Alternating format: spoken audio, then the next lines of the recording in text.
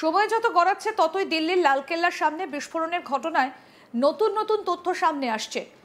তদন্তকারীরা জানতে পেরেছেন বিস্ফোরণের নেপথ্যে থাকা ফরিদাবাদের ডক্টর মডিউলের সদস্যদের সঙ্গে তুরস্কের আঙ্কারার যোগ স্পষ্ট হয়েছে। জানা গিয়েছে বিস্ফোরণের মূল কারিগর ডক্টর উমর নবীর কাছে তুরস্কের হ্যান্ডলাররা জিহাদি হামলার ব্যাপারে নির্দেশ পাঠাতো। উকাসা কোড নেমের মাধ্যমেই চলত কথোপকথন। এখানেই শেষ নয়, যাতে এই কথোপকথনের চ্যাটের বিষয়টা চট করে কেউ জানতে না পারে, তাই সেশন অ্যাপের মাধ্যমে চলত চ্যাট এবং কথোপকথন। কারণ এই অ্যাপের বিশেষত্বই হলো চট করে ট্রেস পাওয়া যায় না এই অ্যাপের মাধ্যমে চ্যাট করলে। সূত্রের খবর, উমরুন নবীর কাছেই মূলত তুরস্কের আঙ্কারার হ্যান্ডলারদের যোগাযোগ হতো এই বিশেষ অ্যাপের মাধ্যমে।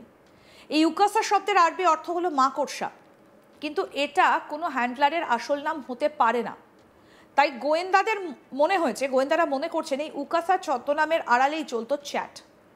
আরও জানা গিয়েছে এই ফরিদাবাদ মডিউলে উমর সহ যে সমস্ত ডাক্তারদের নাম পাওয়া গিয়েছে তারা প্রায় সকলেই 2022-এর তুরস্কের আঙ্কারায় গিয়েছিল।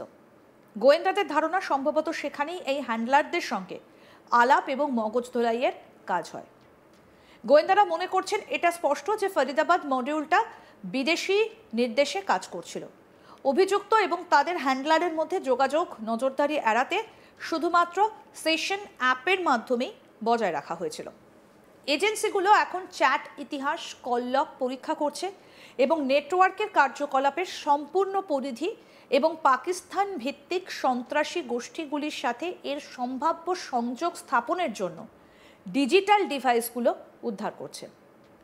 তদন্তকারীরা বলছেন যে ডক্টর উমর উন নবীর মতো শিক্ষিত পেশাদারদের নেতৃত্বে তথাকথিত ডাক্তার মডিউল কিভাবে অত্যাধুনিক যোগাযোগ সরঞ্জাম ব্যবহার করে বিদেশি হ্যান্ডলারদের দ্বারা দূরবর্তীভাবে পরিচালিত হয়েছিল তা বোঝার ক্ষেত্রে এই আবিষ্কার একটা বড় অগ্রগতি।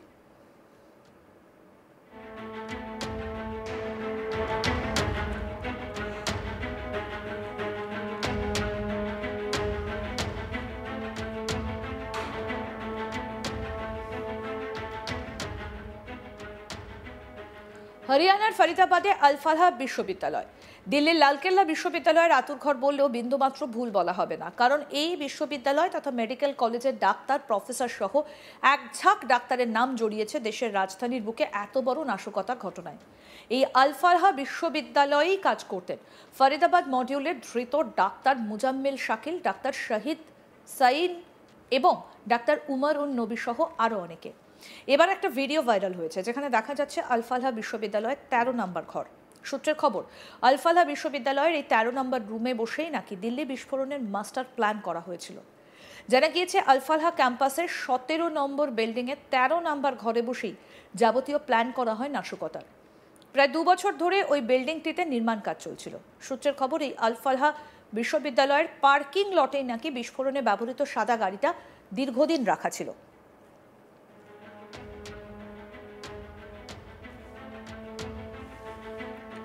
এছাড়া এই আল ফালাহ বিশ্ববিদ্যালয়ে নাকি একটা ঘরে আগ্নেয়াস্ত্র লুকিয়ে রেখেছিল ধৃত ডাক্তার মুজাম্মিল শাকিল।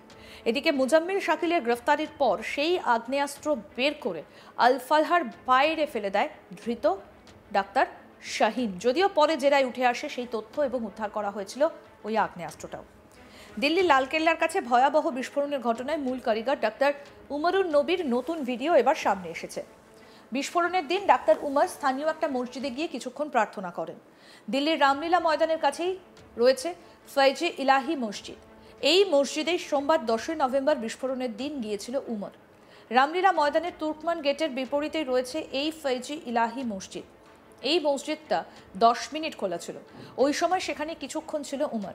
মসজিদের সামনে রাস্তায় লাগানো সিসিটিভিতে ধরা পড়েছে উমরের গতিবিধি। আসফ আলী রোডে দেখা গিয়েছিল উমরকে। মাত্র 30 সেকেন্ডের একটা ভিডিও ক্লিপিংসে দেখা গিয়েছে লালকেল্লার কাছে বিস্ফোরণের মূল কারিগরকে। এই ভিডিওটিতে উমরকে চলে যেতে দেখা যাচ্ছে। কিছুক্ষণের জন্য ঘাড় ঘোরানোয় উমরের মুখ স্পষ্ট দেখা গিয়েছে সিসিটিভি ফুটেজে। এখান থেকে বেরিয়ে দুপুর 2:30 নাগাদ লালকেল্লার দিকে রওনা হয়ে যায়।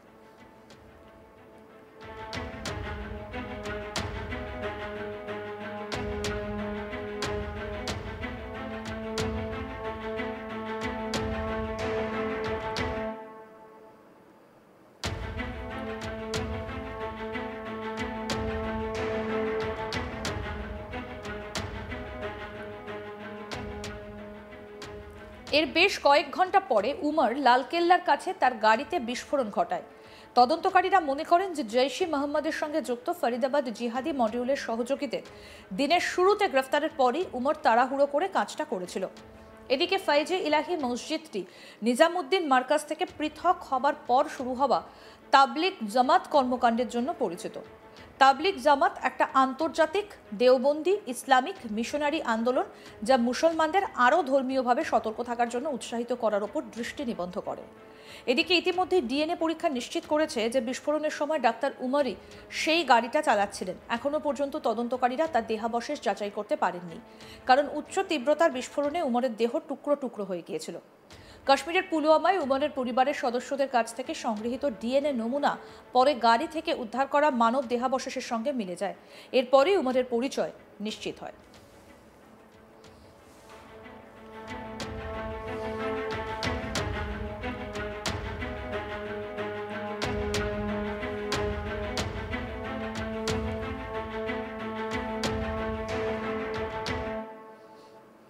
এদিকে ডাক্তার উমরের দ্বিতীয় গাড়ি একটা লাল ফোর্ড ইকোস্পোর্ট হরিয়ানার একটা গ্রামে পাওয়ার পর তদন্তকারী সংস্থাগুলির নজর রয়েছে।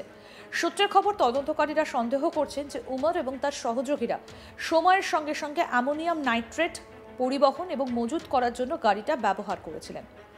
জাতীয় নিরাপত্তারক্ষী দল এবং কেন্দ্রীয় সংস্থাগুলো গাড়িটা যেখানে পাওয়া গিয়েছে সেই জায়গাটিকে ঘিরে রেখেছেন। এতে বিস্ফোরক থাকতে পারে বলে সন্দেহের কারণে এলাকাটি জনসাধারণের জন্য বন্ধ করে দেওয়া হয়েছে।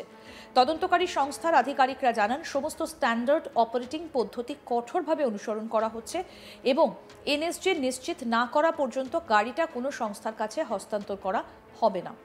অন্যদিকে নিরাপত্তা সংস্থা এবং পুলিশ ডাক্তার উমরের নেওয়া অন্য একটা গতিপথ খুঁজে পেয়েছে। ফরিদাবাদ থেকে পালিয়ে যাবার পর উমর মেওয়াত হয়ে ফিরোজপুর ঝিরকা পৌঁছানোর জন্য দিল্লি মুম্বাই এক্সপ্রেসওয়ে হয়ে দিল্লিতে ফিরে আসেন বলে মনে করা হচ্ছে। আরও জানা গিয়েছে, তিনি এক্সপ্রেসওয়ের ধারে রাস্তার ধারের একটা ধাবায় রাত কাটিয়েছিল এবং তার গাড়ির ভেতরেই ঘুমিয়েছিল। সোমবার সকালে তিনি আবার ফরিদাবাদ পেরিয়ে বদরপুর সীমান্ত দিয়ে দিল্লিতে প্রবেশ করেন। তদন্তকারীরা নিশ্চিত করেছেন যে দিল্লি মুম্বাই এক্সপ্রেসওয়ের পাশে সিসিটিভি ক্যামেরায় উমরের ছবি ধরা পড়েছে।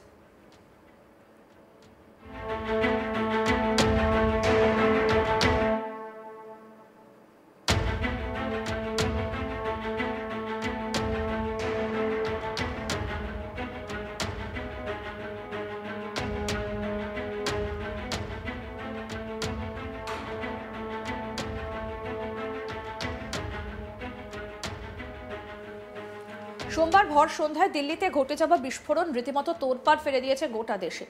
সারা দেশের বিভিন্ন জায়গায় ইতিমধ্যেই হাই অ্যালার্ট জারি করা হয়েছে। তদন্ত যত এগোচ্ছে উঠে আসছে একের পর এক চাঞ্চল্যকর তথ্য। আরও আপডেট পেতে দেখতে থাকুন আজ তাক বাংলা। সাবস্ক্রাইব করুন, নোটিফিকেশন পেতে বেল বাটন অপশন প্রেস করুন।